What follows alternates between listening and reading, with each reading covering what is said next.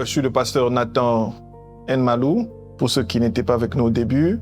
Je suis en train de vous donner mon témoignage. J'ai connu un accident grave où j'ai failli perdre mes jambes. J'étais au niveau où nous sommes arrivés aux cliniques universitaires. Nous sommes arrivés au fait à une mauvaise période parce que les médecins des cliniques universitaires étaient en grève. Donc il y avait juste un service minimum. Et la prise en charge était difficile. On m'a laissé là pendant plus d'une heure à attendre qu'il y ait quelqu'un pour me prendre en charge. Et les médecins étaient là, ils étaient en grève. Alors Dieu a fait grâce, comme quelqu'un de la famille connaissait le recteur, il a fait intervenir le recteur. Il fallait que le recteur de l'UNIKIN descende sur place pour intervenir. C'est comme ça qu'ils se sont mis à me prendre en charge. Vous savez comment ça se passe à Kinshasa, il faut aller chercher les médicaments et tout. Et pendant tout ce temps, on était en pleine souffrance et tout. Mais on m'a quand même pris en charge. Et comme je leur avais expliqué l'histoire, ils m'ont mis des plâtres partout, les deux jambes et tout. Ils m'ont mis des plâtres, ils m'ont sorti de la salle d'opération avec des plâtres qui allaient du pied jusqu'au niveau des cuisses. Mais ils n'avaient fait aucune radio pour pouvoir le faire. Et quand finalement il fallait m'amener dans une chambre, on m'amène en chambre, la famille demande quand même qu'on fasse une radio. Mais avec beaucoup d'hésitation, ils ont quand même accepté de faire la radio. Bizarrement. Et finalement, on a fait la radio.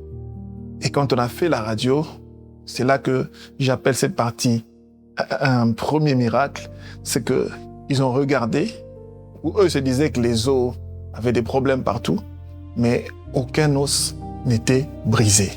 Et ça, c'est un miracle de Dieu. Un camion remorque qui roule sur mes jambes, mais il n'y a pas eu d'os brisé.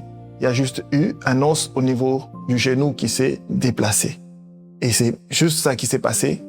L'autre jambe, les os étaient intacts. Et la deuxième jambe, juste l'os qui s'est déplacé au niveau du genou. C'est pour ça qu'il fallait qu'on me mette une plaque. Alors tous les médecins, quand ils ont regardé, ils étaient surpris par rapport à tout ce qu'eux voient avec les dégâts que les camions remorques causent. Il y a un qui m'a demandé, où est-ce que tu pries? C'est comme pour te dire, qui est ton Dieu? J'aimerais te rappeler qu'il y a un Dieu qui t'accompagne. J'aimerais te rappeler qu'il y a un Dieu qui marche avec toi. Partout où tu passes, n'oublie pas qu'il y a un Dieu puissant qui t'accompagne et qui marche avec toi.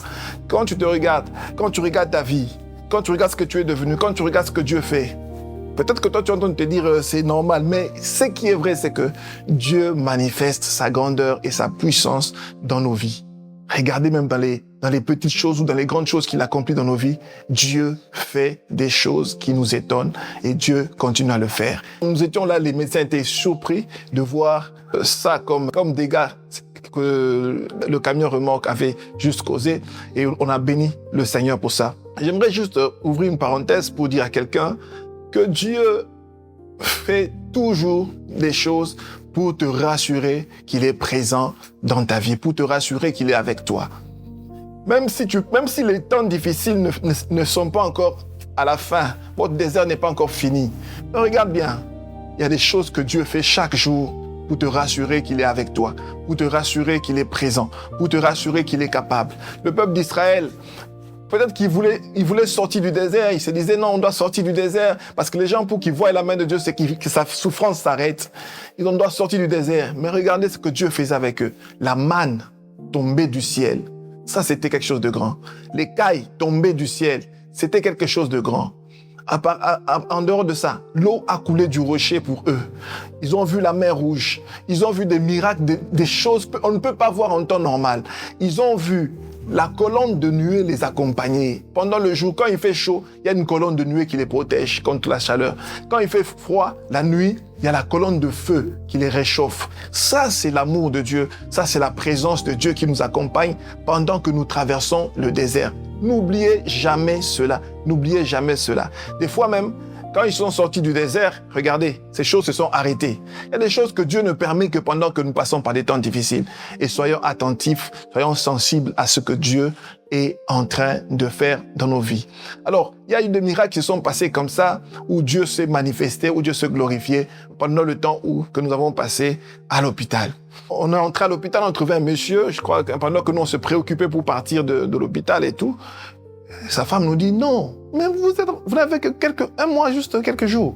Mais nous, on a fait 6 mois ici. On a presque le même cas que vous. Mon mari a connu un accident de moto. Il a fait 6 mois ici. Vous aussi, vous allez faire 6 mois. On s'est regardé avec ma femme et dit, 6 mois? 6 mois à l'hôpital? La moitié d'une année? On dit, nous, ça ne nous arrivera pas. On a commencé à prier le Seigneur pour que cela ne nous arrive pas. Je vais vous donner un deuxième miracle qu'on a vu pour vous dire que Dieu est avec vous pendant que vous passez par des moments difficiles. Alors, aux cliniques universitaires, celui qui doit décider de votre sortie, c'est le professeur médecin qui passe tous les lundis pour visiter les malades. Alors pendant qu'on évolue avec les médecins se disaient non, bon, on sent que ça évolue, vous pouvez continuer les soins à la maison, mais c'est le professeur qui va décider. Alors le professeur qui vient, souvent quand ils viennent, ils sont accompagnés de plus de 20 personnes. La chambre est pleine des médecins, des assistants, des stagiaires. Ils étaient tous là dans la salle, et même jusque dans le couloir.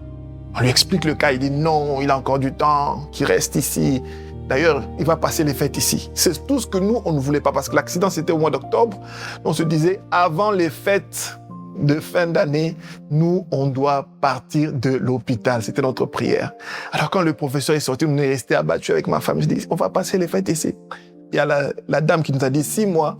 Il y a le professeur qui nous a dit qu'on allait passer les fêtes à l'hôpital.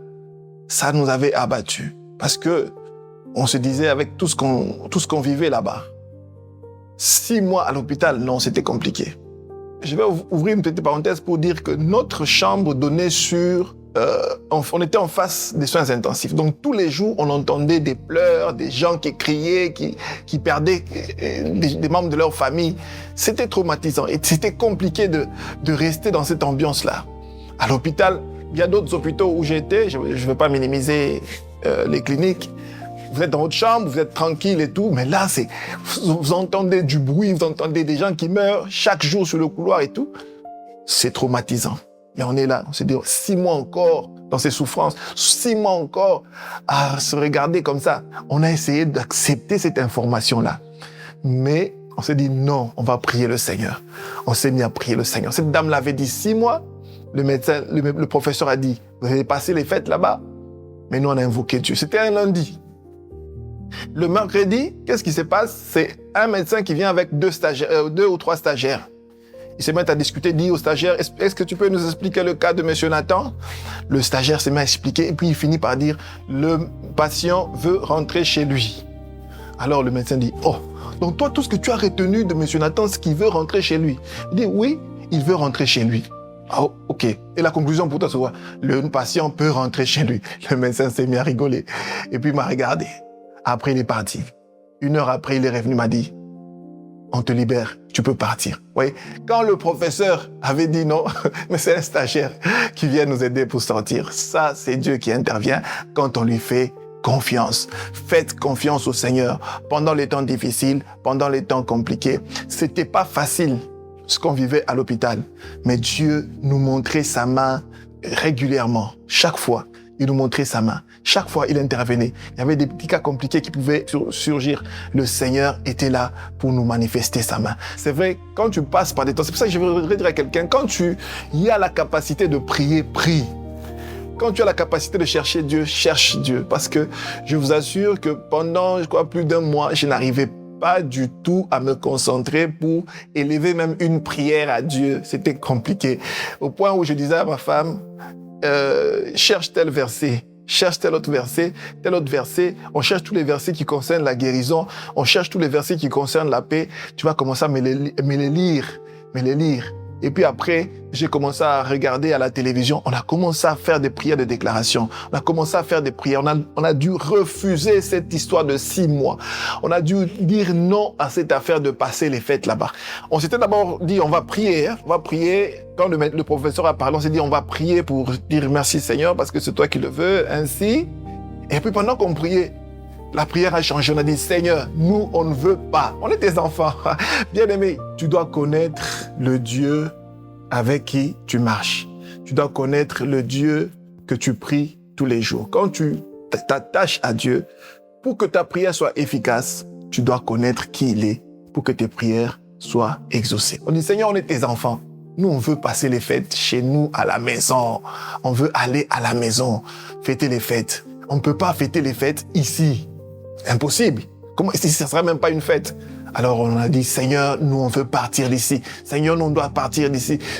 Au fur et à mesure, la prière a changé. Seigneur, nous on va partir d'ici. Nous proclamons que nous allons quitter cet hôpital bientôt. Et Dieu a intervenu. Faites confiance au Seigneur. Faites confiance au Seigneur.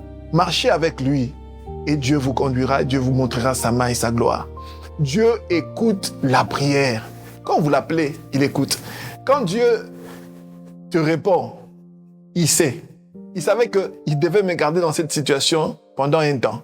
Mais les autres cas qui se présentaient, Dieu intervenait du coup. Et on voyait la main de Dieu, on voyait Dieu exaucer. C'est pour ça que j'ai dit, Dieu nous a accompagnés par des miracles. On voyait ces miracles nous accompagner pendant qu'on traversait le désert. Dans ton désert, regarde à la manne, regarde au caille, regarde à l'eau qui coule du rocher, regarde à la colonne de feu, à la colonne de nuée, et dis-toi que tu n'es pas seul. Dieu est avec toi et il interviendra dans tous les cas. Dieu vous bénisse.